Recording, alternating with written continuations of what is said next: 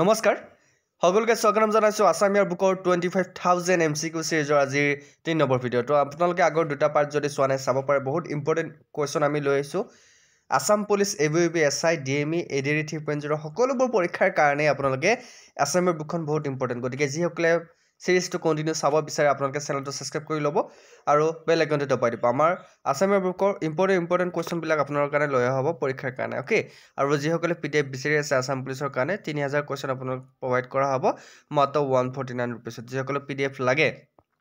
8638686390 এই নম্বৰটো আপোনালোকে পেমেন্ট কৰি পিডিএফ লব পাৰিব সো দেৰি নকৰি আৰম্ভ কৰিবলৈ লৈছো আজি প্ৰথমটো কোৱেশ্চনৰে আজি ক্লাছটো প্ৰথমটো কোৱেশ্চন আছে গুৱাহাটীত প্ৰথম প্ৰকাশিত বাতৰি কাকতখন কোনখন আছিল which is the first newspaper published in Guwahati যিখন গুৱাহাটীত প্ৰকাশ হৈছিল হা প্ৰথম কোনখন আসাম মিহিৰ আসাম দৰ্পণ চন্দ্ৰোদয়া আসাম দীপক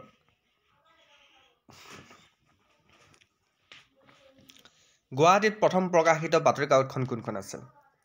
অসম মিহিৰ অসম দৰ্পণ চন্দ্ৰোদয়া অসম দীপক সো ইয়াৰ কাৰেক্ট আনসাৰ হৈছে অসম মিহিৰ হা অসম মিহিৰ যিখন বাতৰি কাকত সেইখন প্ৰথম প্ৰকাশিত হৈছিল ক'ত গুৱাহাটীত আহিব পাৰে কিন্তু নেক্সট কোৱেশ্চন জংগল বা লহু আছিল মহান দেশ যোদ্ধা গতিকে জংগল বালহু was great death warrior কোন আছিল জংগল বালহু নাম শুনিছে নহয় গতিকে জংগল বালহু কোন আছিল জংগল বালহু আছিল মহান দেশ যোদ্ধা তিৱা সকলৰ কছাৰী সকলৰ কাৰ্বি সকলৰ বড়ো সকলৰ জংগল বালহু আছিল মহান কিহৰ যোদ্ধা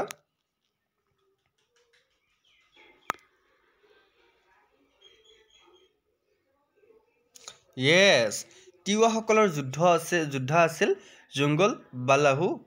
মনত ৰাখিবা next question which wildlife sanctuary is decided to upgrade to national park by the Assam government in the month of July 2020 গতিকে জুলাই 2020 অসম চৰকাৰে কোনখন বন্যপ্ৰাণী অভয়াৰণ্যক ৰাষ্ট্ৰীয় উদ্যানলৈ উন্নীত কৰাৰ সিদ্ধান্ত লৈছিল কিমান চনত জুলাই মাহৰ 2020 হা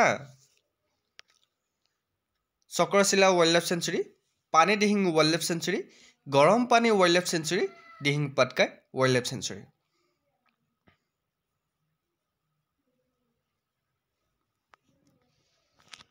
ইয়াৰ কাৰেক্ট আনসাৰ হৈছে Dihing Patkai wildlife sanctuary next question under which treaty of 1563 Ahom kingdom accept the coast overlordship okay 1563 চনৰ কোনখন সন্ধিৰ অধীনত আহোম ৰাজ্য কোচ আধিপত্য গ্ৰহণ কৰে কিমান চনৰ 1563 চনৰ Treaty of Charaidau Treaty of Majuli Treaty of Kamatapur Treaty of Guwahati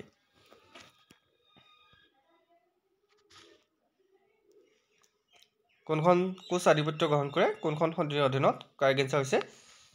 Treaty of Majuli সন্ধি বা মাজুলী চুক্তিৰ সহায়ত next question The Assam Official Language Act was passed in the year Assam চৰকাৰী ভাষা আইন কোন বছৰত গৃহীত হৈছিল কি ভাষা আইন অসম চৰকাৰী ভাষা আইন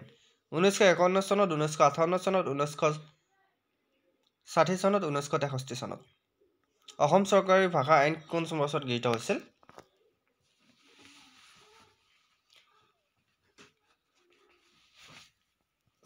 শুদ্ধ উত্তৰটো হৈছে 1960 চনত ওকে মনত ৰাখিব অসম চৰকাৰী ভাষা আইন কোন বছৰত গৃহীত হৈছিল 1960 চনত গৃহীত হৈছিল next question The first English weekly of Assam The Times of Assam was printed in the year অসমৰ প্ৰথম ইংৰাজী সাপ্তাহিক The Times of Assam কোন বছৰত ছপা হৈছিল অসমৰ প্ৰথম ইংৰাজী সাপ্তাহিক বাতৰি কাকত The Times of Assam কোন বছৰত ছপা হৈছিল 1885 1891 1895 1897 বহুত ইম্পৰ্টেন্ট কোৱেশ্চন কোন বছৰত ছপা হৈছিল The Times of Assam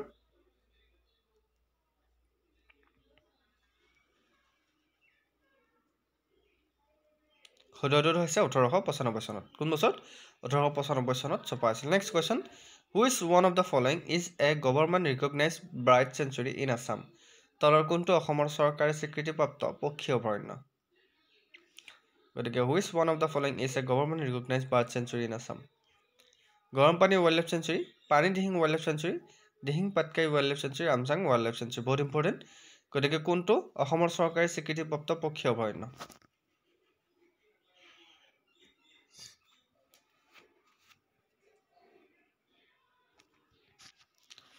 correct answer হৈছে পানীদিহিং ৱাইল্ড লাইফ চেঞ্চুৰী বহুত important question Panidihing wild life sanctuary next question the ancient Mahabhairav temple is located in which city প্ৰাচীন মহাভৈৰৱ মন্দিৰ কোনখন চহৰত অৱস্থিত যোৰহাট তেজপুৰ মংগলদৈ হাজো মহাভৈৰৱ মন্দিৰ কোনখন চহৰত অৱস্থিত বহুত ইম্পৰ্টেণ্ট কুৱেশ্যন এই কুৱেশ্যনটো প্ৰায় পৰীক্ষাত আহে আপোনালোক মই বাৰে বাৰে সেইবাবে কওঁ আপোনালোকে যদি অসমৰ সকলোবোৰ কুৱেশ্যন জানিব বিচাৰে আছামীয়া বুকখন বহুত ইম্পৰ্টেণ্ট গতিকে চিৰিজটো আপোনালোকে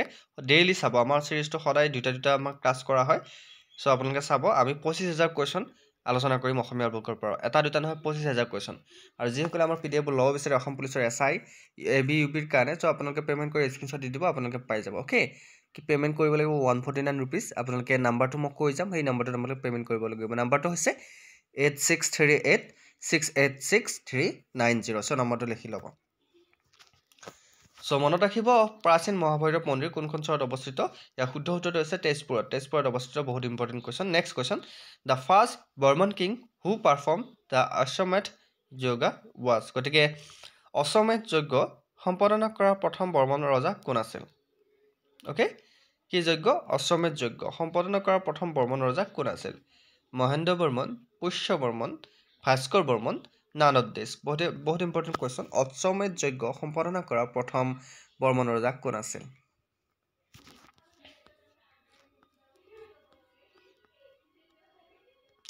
শুদ্ধটো হৈছে মহেন্দ্ৰ বৰ্মন অ'কে মহেন্দ্ৰ বৰ্মন আছিল অশ্বমেধ যজ্ঞ সম্পাদনা কৰা প্ৰথম বুজি পাইছে নহয় প্ৰথম বৰ্মন ৰজা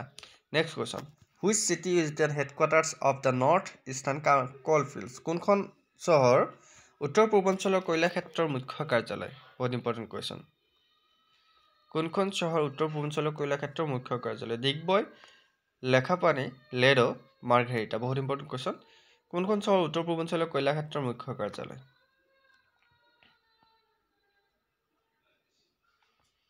শুদ্ধটো হৈছে Margherita okay option D is the right answer next কুৱেশ্যনটো লাইছোঁ who ruled for the longest period of 51 years as Ahom king Ahom ৰজা হিচাপে 51 বছৰ আটাইতকৈ দীঘলীয়া সময় কোনে শাসন কৰিছিল কিমান বছৰ 51 বছৰ সুজিনফা সুখামফা চুটাংফা চুকাফা গতিকে আহোম ৰজা হিচাপে 51 বছৰ আটাইতকৈ দীঘলীয়া সময় কোনে শাসন কৰিছিল ইয়াৰ ভিতৰত আটাইতকৈ দীঘলীয়া শাসন কৰিছিল সুখামফাই কোনে শাসন কৰিছিল সুখামফাই কিমান বছৰ 51 বছৰ আটাইতকৈ দীঘলীয়া সময় তেওঁ শাসন কৰিছিল next question in Assamese calendar which month have 32 days এইটো কিন্তু বহুত ইম্পৰ্টেণ্ট কুৱেশ্যন অসমীয়া কেলেণ্ডাৰত এটা মাহ আছে যাৰ 32 দিন আছে অ'কে কোনটো মাহত 32 দিন আছে এই কুৱেশ্যনটো কিন্তু প্ৰায় পৰীক্ষাত আহে অসমীয়া কেলেণ্ডাৰত কোনটো মাহত 32 দিন থাকে আহাৰ মাহ কাতি মাহ জেঠ মাহ বহাগ মাহ কোনে ক'ব পাৰিব চাওঁ শুদ্ধ উত্তৰটো দিয়াচোন তেতিয়া মই গম পাম যে তোমালোকে সঁচাকৈ অসমীয়া আৰু অসমৰ কথা ভালকৈ জানা অ'কে আৰু তোমালোক পৰীক্ষাৰ কাৰণে সাজু হৈছে মই গম পাম চ' সকলোৱে যদি বিশ্বাসী বন্ধু ভিডিঅ'বোৰ চাই ভাল পোৱা সঁচাকৈ বিশ্বাসী বন্ধুক মৰম কৰা এটা লাইক কৰি দিবা ভিডিঅ'টো যদি ভাল লাগিছে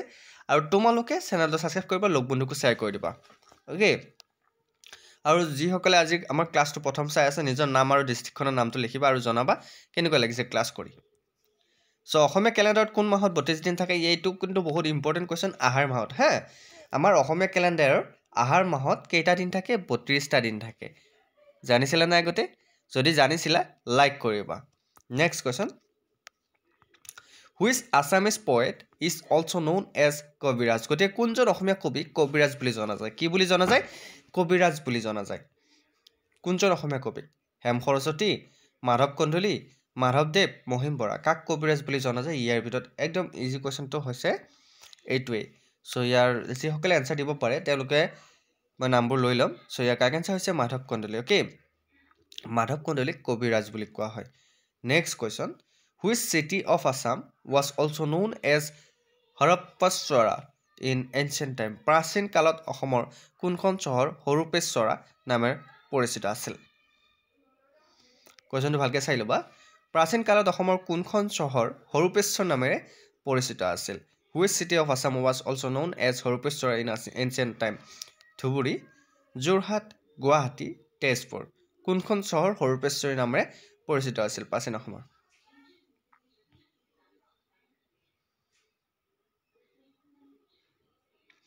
শুদ্ধটো হৈছে তেজপুৰ চহৰখন হৰূপেশ্বৰী নামেৰে পৰিচিত আছিল next question in which year cotton college was establish কোন বছৰত কটন কলেজ স্থাপন হৈছিল কটন কলেজ কোন বছৰত স্থাপন হৈছিল 1898 1901 1902 1905 1898 1898 1901 1902 1905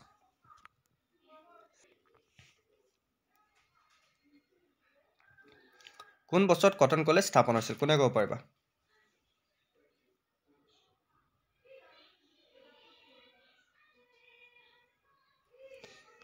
শুদ্ধটো হৈছে 1901 চনত মনত ৰাখিবা নেক্সট কোৱেশ্চনটো আহিছো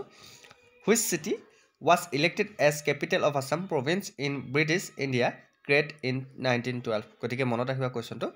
1912 চনত সৃষ্টি হোৱা ব্ৰিটিছ ভাৰতৰ অসম প্ৰদেশৰ ৰাজধানী হিচাপে কোনখন চহৰ নিৰ্বাচিত হৈছিল কোৱেশ্চনটো কি আছিল 1912 চনত হা হেতু চনটো মনত ৰাখিবা 1912 চনত সৃষ্টি হোৱা ব্ৰিটিছ ভাৰতৰ অসম প্ৰদেশৰ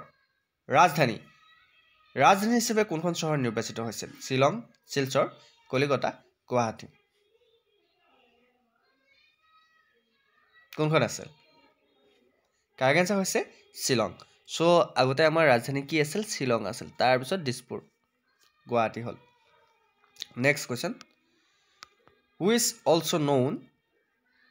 as the Walter Scott of Assamese literature অসমীয়া সাহিত্যৰ ওয়াল্টাৰ স্কট বুলি কাক জনা যায় কিহৰ অসমীয়া সাহিত্যৰ কি বুলি ওয়াল্টাৰ স্কট বুলি কাক জনা যায় নৱগন্ত বৰুৱা লক্ষ্মীনাথ বেজবৰুৱা সৈয়দ আব্দুল মালিক ৰজনীকান্ত বৰদলৈ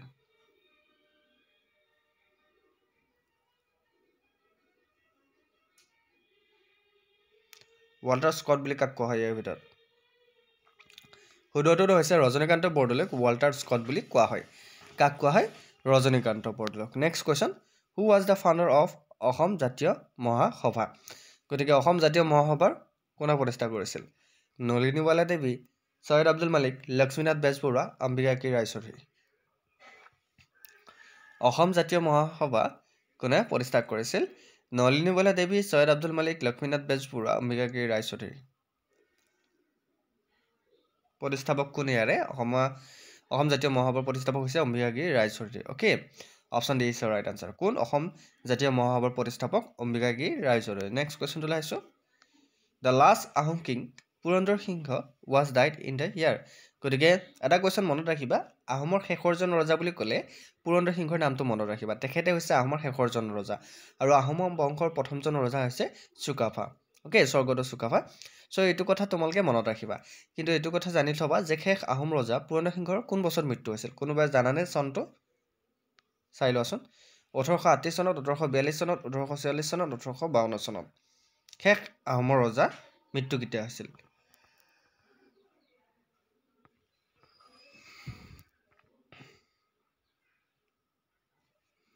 সো মনত ৰাখিবা আহোমৰ শেষৰজন ৰজা হৈছে পুৰন্দৰ সিংহ তেখেতৰ মৃত্যু হৈছিল 1846 চনত 1846 ত 1846 ত তেখেতৰ মৃত্যু হৈছিল তাৰ পিছত ইংৰাজৰ ৰাজত্ব আৰম্ভ হৈ গৈছিল আহোমৰ দিনতে আপোনাৰ ইংৰাজে আহি পাইছিল তথাপি তাৰ পিছত ইংৰাজে ৰাজত্ব কৰিছিল ইংৰাজে 200 বছৰ ৰাজত্ব কৰিছিল আমাৰ ভাৰতত হেতু মনত ৰাখিবা next question total number of oil refineries in Assam অসমত মুঠ তেল শোধনাগাৰ কেইটা আছে কোনে ক'ব পাৰিবা কেইটা তেল শোধনাগাৰ আছে অসমত চাও অপশ্যন এডুখোৱাকৈ আপোনাক আনসাৰ দিবলৈ ট্ৰাই কৰিবচোন অসমত মুঠ তেল শোধনাগাৰ কেইটা আছে 3টা 4টা 5টা 6টা কেইটা শোধনাগাৰ আছে অসমত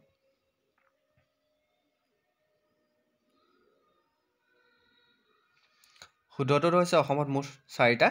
তেল শোধনাগাৰ আছে কেইটা আছে 4টা আছে কি মোক নামটো জনাবচোন কমেন্টত next question according to the historians the rise of which kingdom marked the end of the ancient period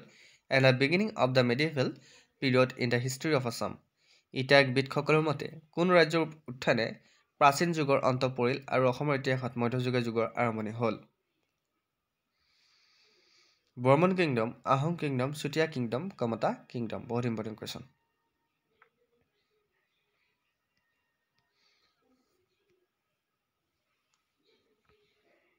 ইতিহাসবিদসকলৰ মতে কোন ৰাজ্যৰ উত্থানে প্ৰাচীন যুগৰ অন্ত পৰিল আৰু অসমৰ ইতিহাসত মধ্যযুগীয় যুগৰ আৰম্ভণি হৈছিল সো কাৰেক্ট আনসাৰ হৈছে Barman kingdom Ahom kingdom Chutia kingdom Kamata kingdom so ইয়াৰ শুদ্ধটো হৈছে Kamata kingdom next question which Assam city is the starting point of the British built the Stilwell Road to China বহুত ইম্পৰ্টেন্ট কোৱেশ্চন অসমৰ কোনখন চিটি ষ্টাৰ্টিং পইণ্ট হৈছে যে ব্ৰিটিছে নিৰ্মাণ কৰা যি ষ্টিল ৱেল ৰোড আছে চাইনাৰ তাৰ লগত লেখাপানী মাৰ্ঘেৰিটা লিডু টিপং চ' ইয়াৰ কাৰেক্ট এনচাৰটো কি হ'ব কাৰেক্ট এনচাৰটো হৈছে লিডু অ'কে নেক্সট কুৱেশ্যনটো আহিছোঁ which Ahom king was kill during the conflict with Chutia kingdom Chutia ৰাজ্যৰ লগত সংঘাতৰ সময়ত কোনজন আহোম ৰজা নিহত হৈছিল বা মৃত্যু হৈছিল কাৰ লগত যুদ্ধ লাগি চুতীয়া ৰাজ্যৰ লগত সংঘাতৰ সময়ত কোনজন আহোম ৰজা নিহত হৈছিল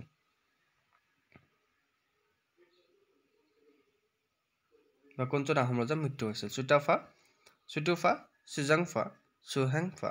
চুকলেংমুং চ' এই কাৰেক্ট এনচাৰটো মনত ৰাখিবা শুদ্ধটো হৈছে চুতুফা চুতীয়া ৰাজ্যৰ লগত সংঘাতৰ সময়ত মৃত্যু হৈছিল next question which Ahom king raised a vast composite army with the aim to attack Bengal of the Mughal empire কোনজন আহোম ৰাজ্যই মোগল সাম্ৰাজ্যৰ বংগ আক্ৰমণৰ লক্ষ্যৰে বিশাল সংমিশ্ৰিত সৈন্য বাহিনী গঠন কৰিছিল গদাধৰ সিংহ ৰুদ্ৰসিংহ শিৱসিংহ প্ৰমত্ত সিংহ কোনজন আহোম ৰজাই মোগল সাম্ৰাজ্যৰ বংগ আক্ৰমণৰ লক্ষ্যৰে বিশাল সংমিশ্ৰণ সৈন্য বাহিনী গঠন কৰিছিল ইয়াৰ একদম ইজি কুৱেশ্যনৰ এনচাৰ হৈছে এইটো ৰুদ্ৰসিংহ অ'কে অপশ্যন বি হ'ব শুদ্ধ উত্তৰ আৰু next question first Assamese novel Bhanumati was first publish in which magazine বহুত ইম্পৰ্টেণ্ট কুৱেশ্যন কেতিয়াবা কুৱেশ্যনটো আহিব পাৰে প্ৰথম অসমীয়া উপন্যাসখনৰ নাম কি তেতিয়া আপোনালোকে এনচাৰটো লিখিব লাগিব ভানুমতি হা সেইটো মনত ৰাখিবা প্ৰথম অসমীয়া উপন্যাস হৈছে ভানুমতি কোনখন আলোচনীত প্ৰথম প্ৰকাশ পাইছিল ভানুমতি কোনোবা ক'ব পাৰিবনে যেটো প্ৰথম আলোচনী হৈছে প্ৰথম অসমীয়া উপন্যাস হৈছে ভানুমতি তে ভানুমতিখন কোনখন আলোচনীত প্ৰকাশ পাইছিল বিজুলী অৰুণোদয় জোনাকী ৰূপকাৰ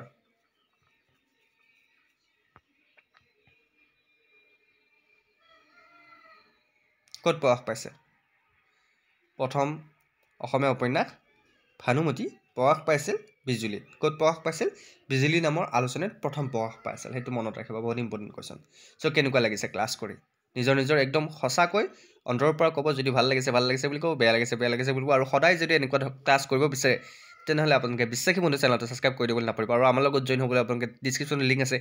টেলিগ্ৰাম চেনেল জইন হৈ ল'ব পাৰে আৰু যিসকলে অসম পুলিচৰ ABUB SI DME বিভিন্ন ধৰণৰ পৰীক্ষাৰ কাৰণে যদি আপোনালোক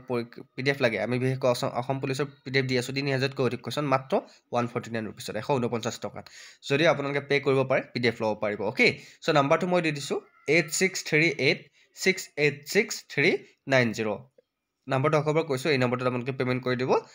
8638686390 এই নম্বৰটোত আপোনালোকে পে'মেণ্ট কৰি স্ক্ৰীনশ্বট দি দিব আপোনালোকে PDF পাই যাব চ' আজিলৈ সকলোকে ধন্যবাদ জ্ঞাপন কৰি নেক্সট ক্লাছত আকৌ প্ৰতিশ্ৰুতিৰে জয় হিন্দ জয় অসম